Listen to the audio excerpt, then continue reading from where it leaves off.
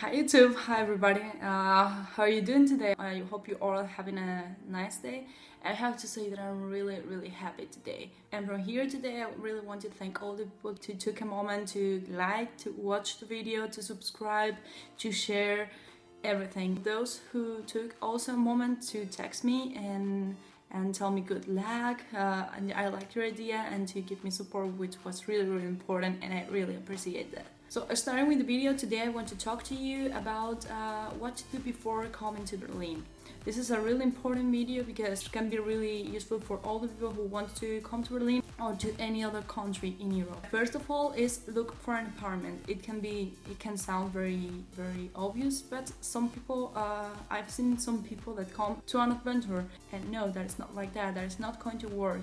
Something important is if you're coming to study, for example, and you want to start a first semester here, which starts in October, you probably should come 1 or 2 months before to settle down, to move, to maybe buy some furniture. My recommendation would be that you come in March with during a week or 10 days with all the days to visit apartments, very well organized, and so you can visit 2-3 apartments per day.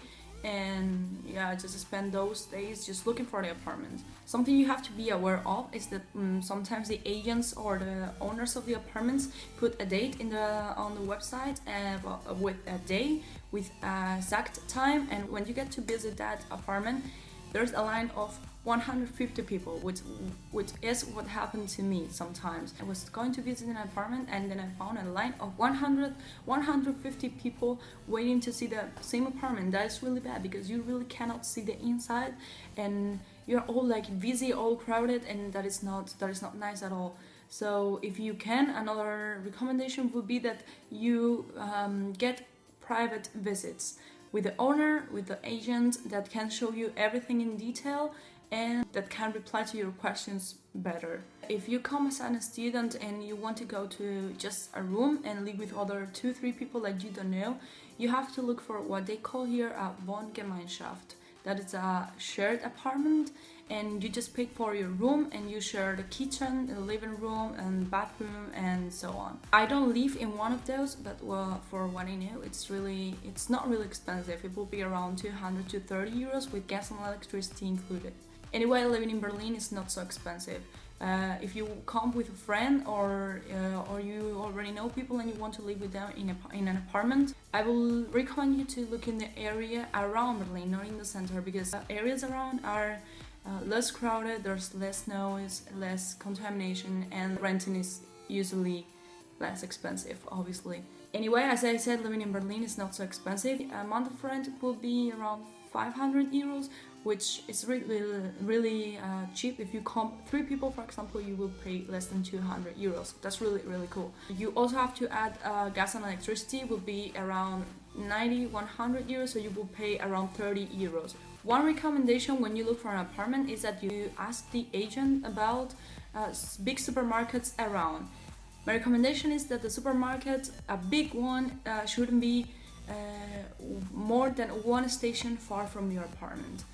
Those big ones could be Kaufland, Edeka, Real and Kaisers. They shouldn't be so far from you because carrying the bags can be really bad. I mean, it cannot sound that bad, but if you don't have a car and you have to move by public transportation, trust me, it's not nice. Another recommendation is that one of those smaller supermarkets like Aldi, Lidl or Netto are also around, because if you need something in one moment, you can easily go get it and come back home. They should be like around 10 minutes far walking and it's fine. My second recommendation when you look for an apartment is that you make sure you have one station of S-Bahn or U-Bahn close to your house. That would be one of the points I will take more care of.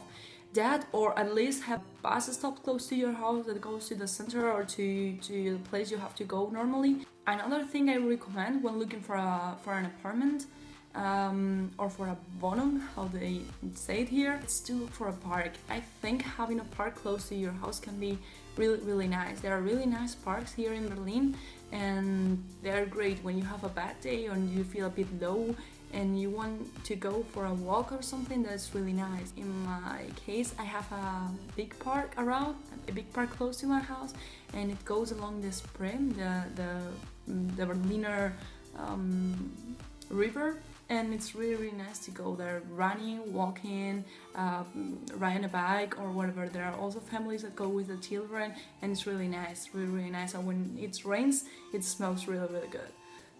Second and very important thing you have to do when you come to Berlin is, depending on your level of German. If you come with a very low level of German, you totally should know enough English to go through life. I mean, if you need something, everybody here speak English. They have a really good level, and everybody can help you in English. So if that's your case, you don't know a lot of German and you feel insecure talking it, you really need to be a bit fluent in English. If your level of German it's good, but you want to improve it or you need to improve it, there are two main academies here in Berlin, which are Sprachatelier and Deutsche Academy. In my case, I know more about the Deutsche Academy because it's the one I attend. There's one in Wittenbergplatz and another one in Alexanderplatz. I go to the one in Alexanderplatz because it's a bit more central. It's also closer to where I live, and I like it. I like it because it's a central area, and I like those things. Yeah. Also, another thing very important thing you have to do when you come to Berlin is have a medical insurance. If you have the European sanitary card and you are in name of one of your parents who has a job, you will have a medical insurance for 2 years. Your card is in the name of one of your parents who doesn't have a job. You just will have a medical insurance for some months. So our recommendation would be you make sure of this. If you are not subscribed to one of your parents who has a job, please change it so you will have 2 years of medical insurance for free. On the other hand, if you come with a job already, you will have a medical insurance because by law they have to give you medical insurance, so don't worry about that. Last thing, but not less important, is that when you come to Berlin, you have to become a citizen. In Berlin, you have 14 days from the day you start living in your apartment, your room, or wherever. The dates to become a citizen in the town hall, which is Rathaus here, they're really busy, really crowded, and a lot of people want to come to Berlin and they have to become a citizen. So my recommendation is that some months or some weeks before you come in, you should book a day to become a citizen, and within the next 14 days since you are here. So this was all from me today. I hope you enjoy it, and I hope you find it interesting. You can always give me a thumbs up because it's really welcome, and also if you like my videos, you can subscribe and share, because even if it's not really useful for you, it can be for some friends. Also, don't forget that you can always leave me a comment below with the opinion you have about this video, or with any idea or plot you think is interesting and that I could talk about. It's always helpful, and I really like knowing those things. Also, if you have any question, you can leave it down there, and I will do my best to reply in my next videos. Thank you very much for watching, and we'll talk in the next one. Bye!